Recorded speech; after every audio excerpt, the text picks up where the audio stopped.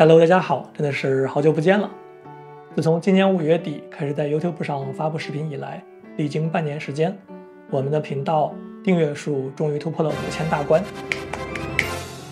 在這裡，我們非常感謝大家一直以來的支持，你們的點讚、訂閱、評論和轉發是我們持續創作的動力，感謝大家。另外呢，儘管我們做視頻的時間還不長，我們還是想跟大家分享一下我們做視頻的一點點的經驗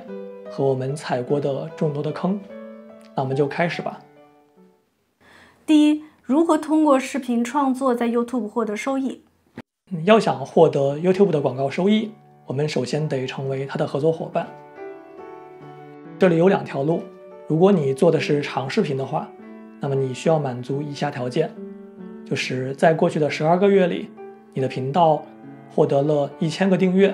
並且呢，你的視頻有4000小時的播放。如果你做的是 Shorts 的話，那麼你需要滿足的條件就是在過去的90天裡，你的頻道獲得了1000個訂閱，並且呢，你的視頻有2000萬次播放。對于我們自己來說的話，我們主要做的是長視頻，那麼我們需要滿足的條件就是1000個訂閱加4000小時的播放。一開始我們會覺得這4000小時簡直就是一個天文數字，這怎麼樣才能達到呢？但是呢，在我們的台灣系列視頻發布了6、7個之後，我們就達到了這個數字。我們這裡可以簡單的做一個算術題，如果你的單個視頻可以獲得5000次的播放，並且呢，你的平均播放時長有6分鐘，那麼你的單個視頻就可以獲得500小時的播放時長。當然了，這是一個相對樂觀的估計，但是我相信只要你持續的創作，持續的發布，總有一天我們是可以滿足這個條件的。另外呢，我覺得 YouTube 它是一個對於新手相對比較友好的平台。一開始我們肯定是沒有很多訂閱者的，但是只要我們的選題足夠好，我們的視頻質量 OK， 那麼它還是會給我們把視頻推薦給可能感興趣的用戶的。我們只需要把精力放在做好內容上，那麼後續的視頻的推薦和分發可以儘管交給 YouTube 平台。第二，是用英文創作還是中文創作呢？對於中文創作者來說，我們天然的會面臨這樣的問題，就是做中文內容還是英文內容。理論上來說，如果你發布的是英語內容，你面向的用戶就是全球用戶，那麼你的視頻找到可能感興趣用戶的概率也會相對比較高。如果你創作的是中文內容的話，你的受众天然都會是受到限制的。但是呢，我們也需要綜合的去考慮我們的內容題材。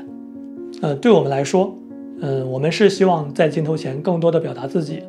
而中文是我們的母語，我們表達起來更加的自然，所以我們會選擇用中文。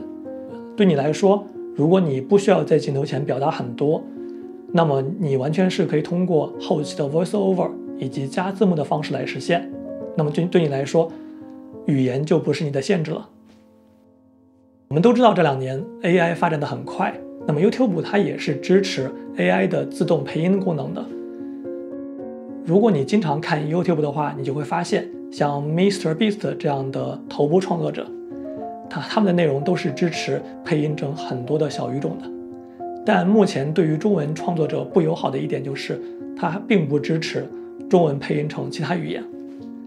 可能對於 AI 來說，中文過於難了吧。第三，聊聊我們踩過的坑，版權問題。現在說一下我們之前踩過的坑，主要就是音樂版權的問題。如果你是中國大陸的视頻創作者，你可能會發現像抖音或者 B 站這樣的平台基本上不太存在音樂版權的問題。這是因為這些視頻平台他們跟音樂版權公司基本上都有合作，他們允許視頻創作者去免費的使用他們的版權音樂。但是在 YouTube 上情況恰恰相反，平台不但沒有幫我們解決音樂版權的問題，他們還會非常嚴格的審查音樂的版權。如果我們在視頻裡邊使用了一段版權音樂，但是沒有獲得任何授权，那麼我們的視頻就沒有辦法取得任何的廣告收益。嚴重的話，視頻還有可能會被下架，甚至賬號面臨被查封的問題。所以我想說，大家千萬要重視版權問題。對於我們這樣的視頻創作者，個人去跟音樂版權公司打交道，成本會非常的高，所以市面上有大量的音樂版權平台，他們會幫我们解決音樂版權的問題，我們只需要按月付費。那麼在我們訂閱期間，都是可以使用他們的版權音樂的。當然了，如果你不想花錢的話，也是有辦法的。YouTube 有自己的免費音樂曲庫，我們只需要去這個曲庫裡，把我們想要用的音樂下載下來，就可以放到視頻裡邊用。不過呢，弊端還是有的，這個曲庫裡邊音樂非常有限，而且有點老了。另外呢，在這些大眾音樂或者流行音樂之外，其實在 YouTube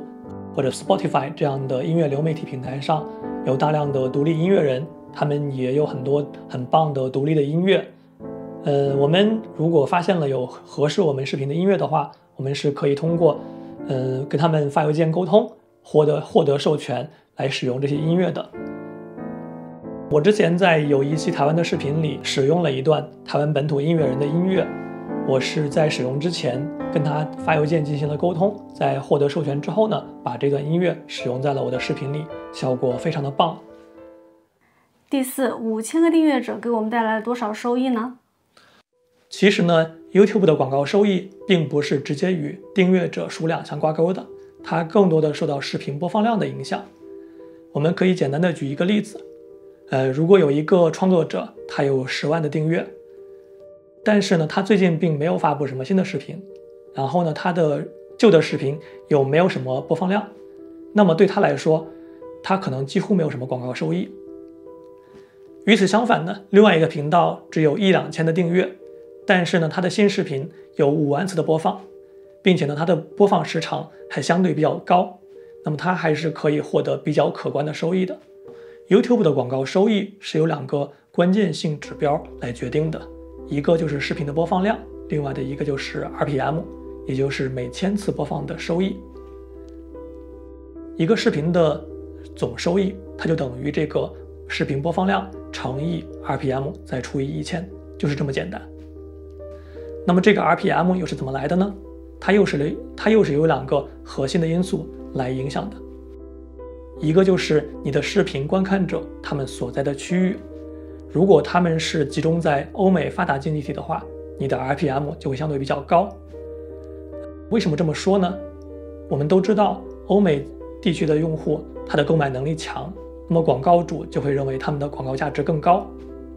另外的一個影響因素就是你的視頻的題材，如果你發布的視頻主要是科技、數碼、財經、金融、股票、房產這些領域的話，你的 RPM 也會相對比較高。這是因為這些領域它其實是跟目前最賺錢的那些行業相關聯，廣告主也會更喜歡把廣告投放在這些領域的內容上。那麼綜合考慮我們的視頻題材以及我們的視頻的受眾的所在的區域，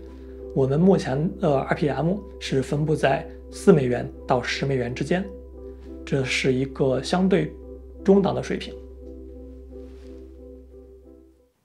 第5，可以跟大家說一說我們拍攝用了哪些工具嗎？我們目前的主力相機是佳能的 R6M2， 對於我們來說，拍攝視頻是绰綽有餘了。就在這個月，佳能剛剛發布了它的新一代產品，就是 R6M3。它的升級點主要是它升級了一個3300萬像素的傳感器，並且呢，它支持佳能的 C-Log2， 它還支持片门全開，所以視頻能力更強了。搭配這個相機呢，我們目前是有2個鏡頭，一個是佳能的24105 f4 的變焦頭，另外的一個就是目前正在相機上的35毫米 f1.8 的定焦頭。說實話，目前承擔了大量拍攝任務的其實是 iPhone 14 Pro。對於我们來說，大部分光線良好的情況下， iPhone 的視頻拍攝能力都還是很強的。但是 iPhone 14 Pro 它的缺點就是說它不支持 Log。另外呢，我們還有一個運動相機，就是大疆的 Action 4。它的優點就是你給它裝上一個兔籠之後呢，它可以支持很多的擴展配件，就比如說這個柔性支架，它可以裝在樹枝上呀、欄杆上呀，就可以拍攝很多的特殊角度的畫面。這個 Action 4它有一個非常明顯的問題，就是它的傳感器是有點小的，所以在夜間拍攝它的噪點會非常的明顯。我們現在可以做一個測試。現在你看到的是我們關掉了閃光燈之後，佳能相機拍攝的畫面。现在是大疆 Action 4拍攝的畫面。說完了相機，我們有2個麥克風，一個是羅德的 VideoMic Go 2代，它是一個槍麥，它的優點呢就是它非常的敏感。我其實之前拍視頻的時候做 VoiceOver 的話，我都是用的這個麥克風，但是它也有缺點，就是它的錄音區域是它前面的一個扇形的區域，你如果站在這個區域之外，比如說在它的側面或者是後面，它的錄音效果就會差很多。如果你離它很遠，比如說離它5米遠，那麼它可能也幾乎錄不到音。為了解決這個問題呢，我們最近又購入了大疆的 Mac 3，它有2個優點，一個是它支持信號的遠距離傳輸，你如果離它10米遠、20米遠，它的錄音效果也都還是挺好的。另外一點呢，就是它支持降噪功能，在比較吵的地方，比如說街頭拍攝的話就很好了。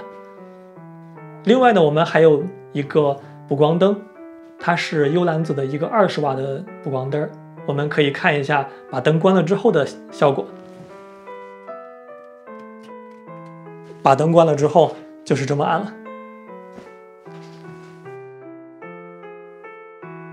然後呢，我們還有一個馬小璐的三腳架，我們目前主要是在室內用。以上是我們平常用到的一些拍攝工具。後期剪輯呢，我們主要是用剪映和達芬奇來進行剪輯和調色。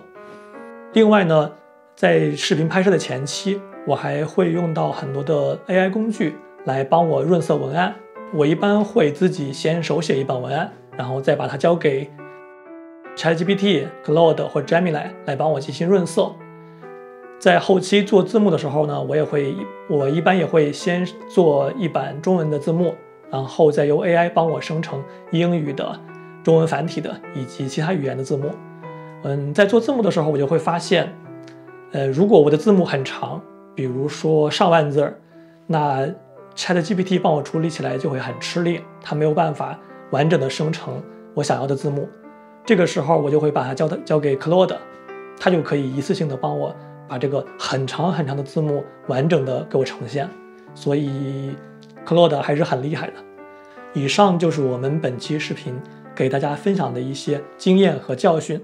希望對大家做視頻能有一些幫助。如果您在做視頻方面也有很多的經驗想跟大家分享的話，也歡迎您在評論區進行分享。感謝大家，我們下期見。Gemini YouTube 頻道張飛與小兔是怎樣的一個頻道呢？詳細講講。張飛與小兔是一個以日常分享、旅行遊記和文化觀察為主題的 YouTube 頻道。他們的影片主要是以高質量的 Vlog 和紀錄片式的內容，主題廣泛，包括海外生活日常、分享在悉尼的日常點滴、超市採購、逛菜市場，以及對當地生活的觀察，